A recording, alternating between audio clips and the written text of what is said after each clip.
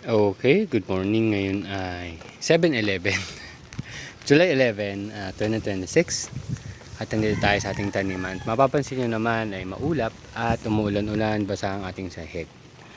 At ayan, nakapayong din ako kasi nga maulan. So nandito tayo sa ating taniman. Mapansin nyo, ito yung mga tanglad. Hopefully ma-dispose ko na sila kasi may bago akong sinusubukan ngayon. Kailangan kong gamitin yung lupa nila. Yan, kung mapansin nyo, dito tayo sa kabila. Nilipat lang natin ng location yung mga spinach natin, which is ito. Ito yung medyo maayos yung lupa. Ito naman, ito yung medyo maputik yung lupa. So, experiment natin kung mas okay siya. Kaya pala nilipat natin siya ng location kasi dun sa location nila dati ay medyo maraming tambay na ibon. Ayan. Kung mapapansin nyo, yung iba, hindi na lumaki kasi nga, minukbang na sila ng ibon.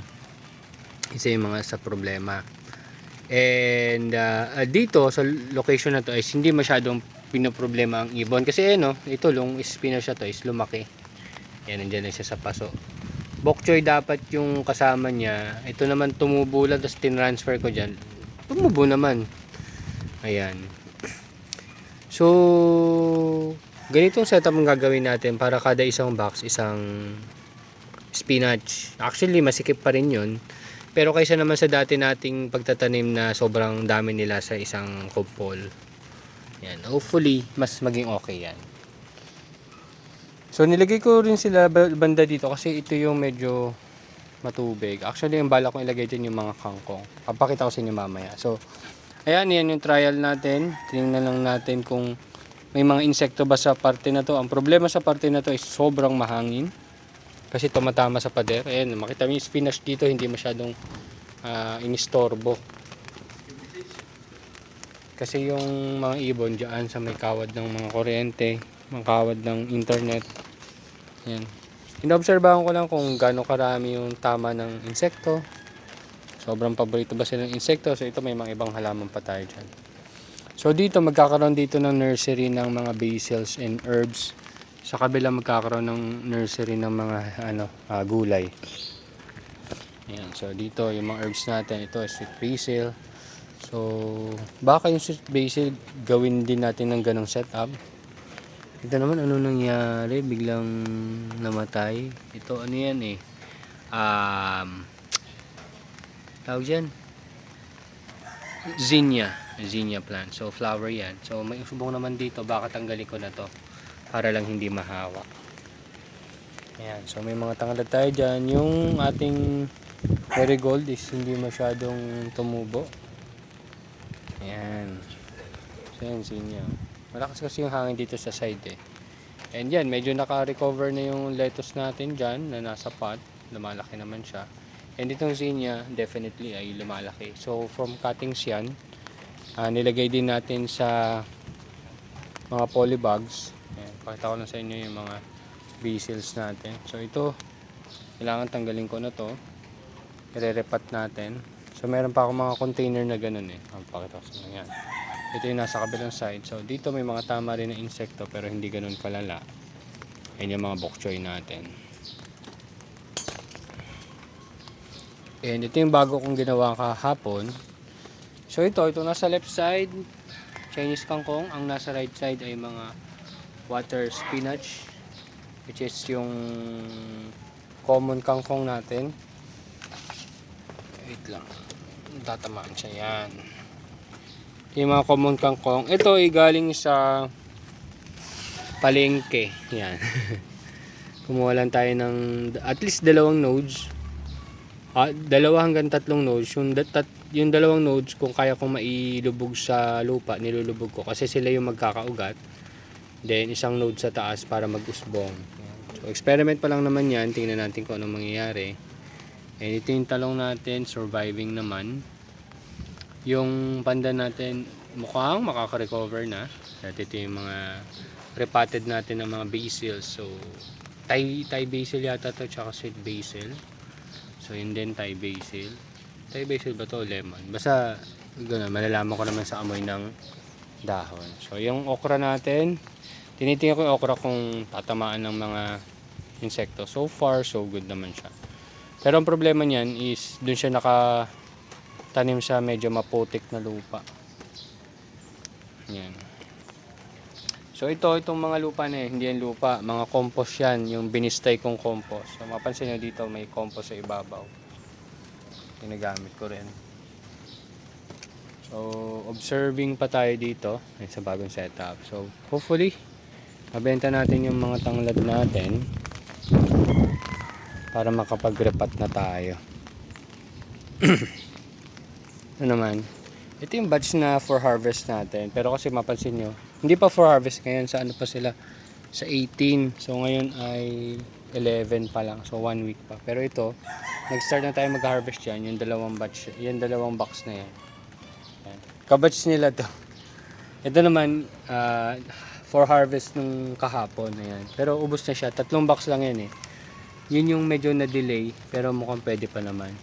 Ayun naman, dulong-dulo. Yun yung last week.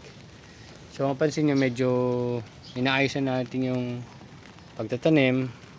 At may mga pula din tayo dyan. So, susunod makita nyo na yan. Ito pala, bago kamote. Ayan, kamote. Ayan. From time to time, balak natin padamihin.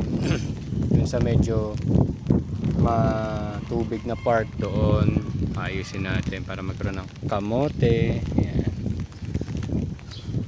So dito naman yung ating melon na medyo ang dami ng tama ng insekto. Yan, ito naman mostly ng tama nila is mga leaf miners. Yan, tapos meron din tayong onion bunching doon. So yan, isa yan sa mga inaaral ulit natin. Magkakaroon lang din tayo ng additional seedlings dito. Ayan o. Ito naman is maputi kasi yung lupa na to. Tinaniman lang natin ng tanglad. Yung nilinis nating tanglad dati na nilagay natin dito sa container ng soft drinks. Ayan. So kasi yung pagitan ng mga squares na yan, may butas naman. Kaya yung nutrients from other squares pwede makuha ng ibang mga halaman. So isa siyang paso na flat na paso. And meron din tayo, 'di ba, 1.5 kung gusto natin mag-alaga ng mas malalaki like malunggay or kung ano man. Pwede doon. So mamaya pagtaas ko mag-walking, yung ibang compost doon lalagay natin doon sa bago kong box. May bago tayong box dito ng soft drinks which is ayon sa gilid. Lalagyan ko tapos possible spinach muna. Tingnan natin unti-unti anong locations yung hindi naman masyadong poproblemahin ng pagpapatubo ng spinach. Then every 3 months yan, or pag nag-start na sila mag-flowers, lumiliit na kasi yung dahon ng spinach. So pag nag-start sila mag-flowers ay magpapalit tanim na tayo. So titingnan natin kung paano yung magiging cycle nung tanim natin na yun. So palagi ko kulang ako ng tanim ng ng zinnia, yung mga flowers natin. So magtatanim ulit tayo. So far so good kasi nabuhay to. Kala ko mamatay na ulit tong zinnia plant natin na transfer ko. So mukhang nabuhay naman siya. So definitely kukuha ulit tayo ng mga cuttings doon. Ibababad natin ng 3 days sa tubig bago natin i-transfer sa ating mga pots na ganyan. So possible yung isa nating soft drinks yan is mga zinnia plants din ang ilagay natin. Tingnan pa natin. Ayan, so far so good. Ayan, so may mga seedlings pa doon. Kasi hindi ko pa talaga fix yung utak ko kung anong gagawin ko eh. Pero ngayon, definitely, baka gamitin ulit natin to. And yung mga open spaces na nandito ang i-maximize natin. Ayusin lang natin yung forma. Kumbaga. Ayun, so marami pa tayong lilinisin. Maglilinis pa ako niyan, 2. Tapos dito ay meron pa akong 2 or isa. Ayan, kasi may mga halaman pa. So that's it. So hopefully, pagtuloy-tuloy lang. Tanim lang tayo ng tanim. Huwag titigil. Although 2 months tayong malungkot. Pero titingnan natin kung may aayos natin moving forward. Yun nga, pagtatanim ng seedlings ng halaman and pagtatanim ng mga talbos-talbos. Talbos-talbos kaya kasi Ang inisip ko sa bunga-bunga, ang problema ko yung quality ng lupa. Kinukulang sa phosphorus or any macronutrients na kailangan para sa bunga. Kaya nga nahirapan ako dun sa cucumber tsaka ampalaya. So yung ampalaya, tinatalbosan lang natin. Yan, yung dahon ng ampalaya, mapakinabangan naman. So that's it. Thank you very much and see you next updates mga tropa. Bye-bye!